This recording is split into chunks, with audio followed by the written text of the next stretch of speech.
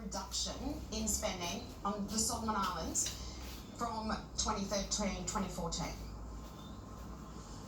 Not when you take into account all the other support that we've provided them, including more than $2 billion as part of the various initiatives to support the stability of their country. When they got into trouble last November, we were there to provide the degree of law enforcement and other support for them. And they're an important partner for Australia, they're an important member of the Pacific family.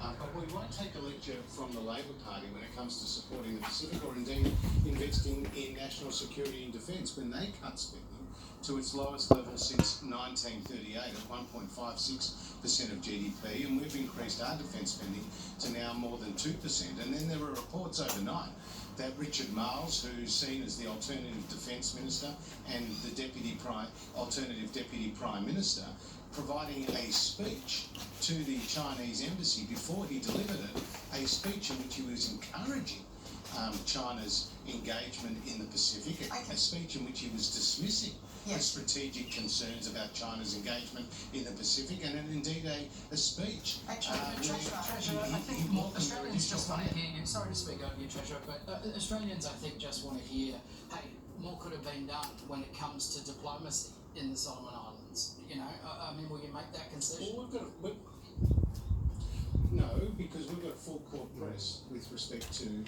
our Pacific friends, and whether it's Fiji, whether it's Vanuatu, whether it's Tonga, whether it's the Solomon Islands, and indeed whether it's Papua New Guinea, where we provide significant economic support. We provide about 2/3 of the developmental assistance to the Solomon Islands. We're by far their biggest donor, and that's a sign of a very significant relationship. But I'm also saying that we have concerns about these new ties between China and the Solomon Islands, just like our other Pacific friends have. But we won't take a lecture from the Labor Party when they cut defence spending so significantly. Thank you. Treasurer, so what is the consequence of this, though? We now have China has a foothold in the Pacific.